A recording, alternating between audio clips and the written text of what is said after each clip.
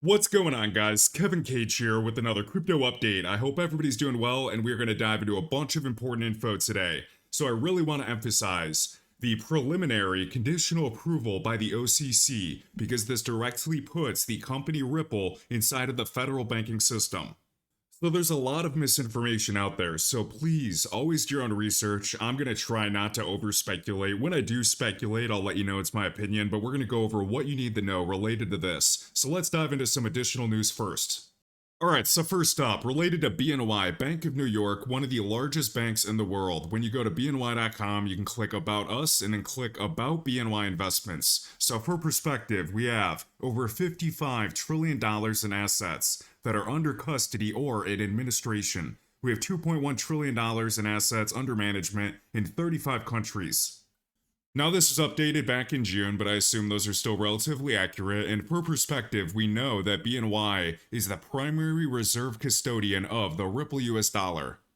And why this is a big deal is we can see that BNY just launched tokenized deposit services for institutional clients, bringing the promise of digital assets directly into the banking system, with Ripple Prime as an early adopter. So Ripple Prime, formerly Hidden Road, that $1.25 billion acquisition made by Ripple.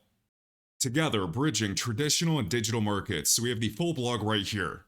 So this isn't the first time that we've seen a major bank begin tokenizing deposits. We know that Citibank a while back made this announcement as well.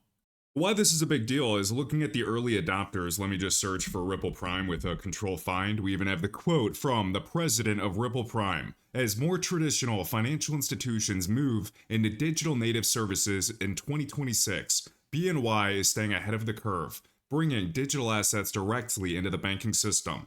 So keep in mind, and I know I say keep in mind like a million times, but the Genius Act, the federal framework for stablecoins, is paving the way for this. We're going to see when we get the Clarity Act approved or fully passed. Point being is that Ripple Prime, a huge prime brokerage, is now an early adopter of BNY's tokenized deposit services through its digital assets platform for cash flow management and liquidity optimization. Now, another really important thing to remember about Ripple Prime back in October is that Ripple shared this blog. Ripple Prime's business has grown by 3x, and additional growth for new and existing customers is expected. So this is in October. They are already demonstrating the ability to scale significantly. So we can see the foundation is set across payments, crypto custody, and stablecoins, as well as the use of XRP will complement the services offered within Ripple Prime. We have plenty of other heavy hitters. We have Paxos, we have Securitize, and we know Securitize's involvement with the company Ripple as well in the XRP ledger. We also have down below Wisdom Tree. I believe that's one of the last issuers that we're waiting for a spot XRP ETF, but I could be wrong. So the TLDR of this is that we are seeing tokenized deposits for institutional clients. This is going to be mainstream for on-chain settlements, financial inclusion, asset fractionalization, all the benefits that tokenization brings. And all of this is leading or setting the foundation for tokenized real-world assets. What's important to know is this is on a permission blockchain, but remember that interoperability is key, and all of these walled gardens are not going to work long-term. We need an open system. And David Schwartz thought about all of this a long time ago, basically just seeing the evolution of all of these banks and governments creating permission blockchains or closed networks, and then talking about the importance of all of them being able to work together and connect. With BNY discussing their focus on how these digital assets interoperate, tokenized deposits will serve as the connective tissue of BNY's digital infrastructure. Alright, next up, another really interesting thing shared by Bank XRP, an absolute must follow considering how well precious metals have been doing recently, is sharing this, an old blog from 2014 by Ripple. So we have GBI integration allows Ripple users to trade, send, and spend gold. And as Bank XRP says, gold has been traded on the XRP ledger as an IOU since 2014. Believe it or not, it was one of the first blockchains to actually build tokenization into it. But like he says, we want to see tokenized gold on the XRP ledger itself. So here was the original blog from 2014. And GBI is Gold Bullion International, one of the world's leading precious metal providers. And at the time, in 2018, the total market for gold was worth over $8 trillion. Let's take a look at gold today. From $8 trillion to over $32 trillion. And we can see right here that even silver is absolutely crushing it over $86. I remember back in 2020 how low the prices were. I wasn't sure when we were going to even break 50, but we finally did. And with all of the geopolitical uncertainty, the precious metals are absolutely crushing it. I just want the crypto asset class to get the memo. And we had iTrustCapital sharing that silver hit a new all-time high, crossing $85. And remember that iTrustCapital is linked in the top of the YouTube video description and right in my link tree. And you get a $100 funding bonus once you create and fund a new account, whether you do a Roth IRA for tax-free growth or the new PCA. And man, does time fly. I've had my Roth IRA with them since 2020. In the meantime, the total assets under management for the 7 live spot XRP ETFs is over $1.6 billion, so it climbed a little bit since our last one. We also have the Ripple US dollar climbing through the ranks in terms of other stablecoins, ranked number 54 with the market cap over $1.3 billion. We also have Reese Merrick and a lot of big names out there discussing the importance of the Clarity Act, expected to come into play this year, the blueprint for global adoption. Now, before we dive into the most important part of this video, going over the OCC decision letter and what it means for the company Ripple, the Ripple US dollar, the XRP ledger, and most importantly, XRP. Remember, in the market outlook put out by Coinbase for 2026, they are predicting for the stablecoin market cap to reach $1.2 trillion by, I believe, 2028. Guys, we are at a $3.11 trillion market cap for the entire crypto asset class. So just discussing the stablecoin market cap prediction by Coinbase, that is a 4x for the entire crypto asset class, and that's only stablecoins. Now, another consideration is we don't know how the stablecoin dominance is going to change in the next few years. Is it going to be 8-9%? Is it going to go up to 40%? We don't know. But the more money that connects to stablecoins and plugs into the crypto asset class, the better. It's more liquidity.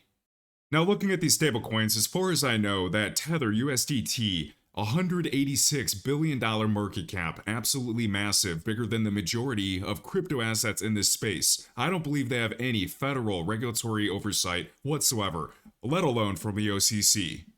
But please correct me down below. Now, going next to USDC, we have a $74 billion market cap. These are the big ones, and we have the Ripple US dollar. I strongly believe this is going to move up the ranks, even with World Liberty. I believe there's some big news on the horizon for this stablecoin.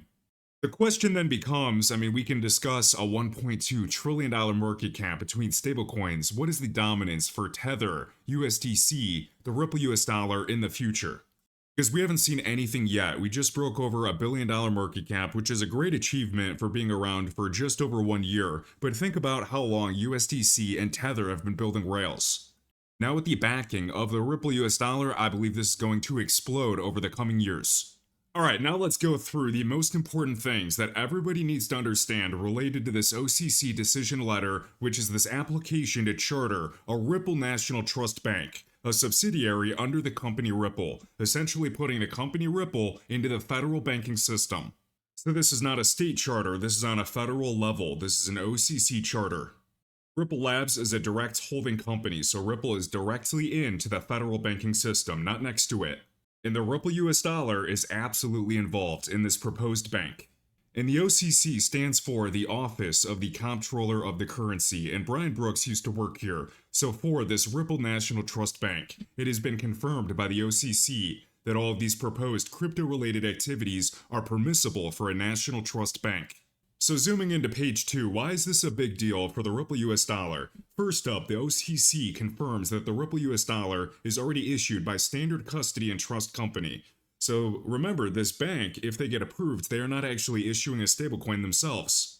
RLUSD is already regulated by the New York Department of Financial Services, so with this Ripple National Trust Bank, they're going to be providing services to that issuer.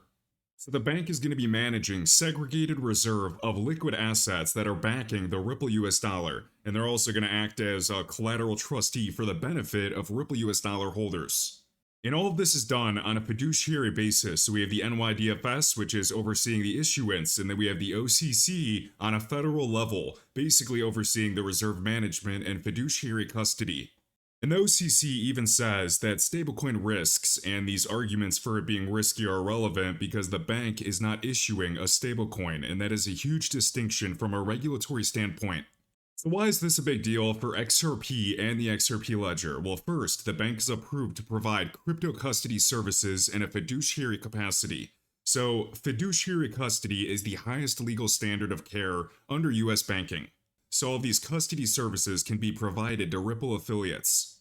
And what does this do for XRP and the XRP ledger? This opens the door for XRPL based assets to be held under OCC supervision under their types of trust structures. And it allows XRP ledger infrastructure to be used legally inside of these federal trust operations. So anyways, I know that looking at this PDF might be boring, I don't have any interesting or exciting images to share, but this is a really big deal because we have the OCC, which is a federal banking regulator, and they are confirming that crypto custody is a legitimate trust activity.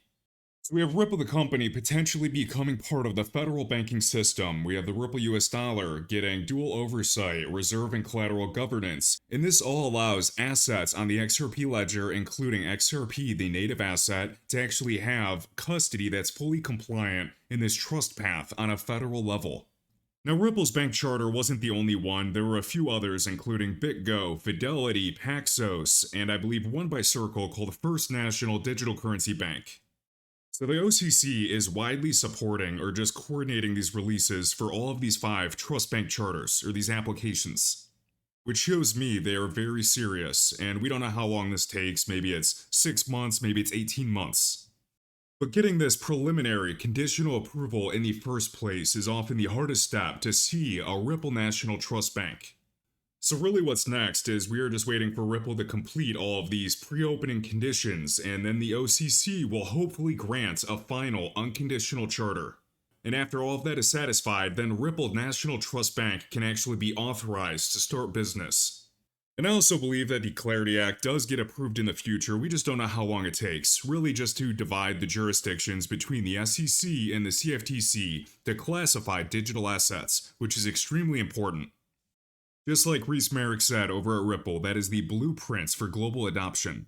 And one thing I will say is that I'm not doubting Ripple's future with this $40 billion valuation. Now, we don't know what volatility brings, especially with the performance of Bitcoin and Bitcoin dominance. I believe those two specifically really determine the performance of alts today. So we're going to keep tabs, but if you enjoyed this video, hit the like button, guys. It does take me a little while to put all this together, and thank you so much for watching, and I will catch you in the next video. If you enjoyed this video, be sure to smash the like button and let me know your thoughts down below. You can find all links to my crypto resources, including tools for charting, trading bots, wallets, portfolio trackers, and exclusive discounts right in my link tree in the video description. Thanks for watching, and I'll catch you in the next one.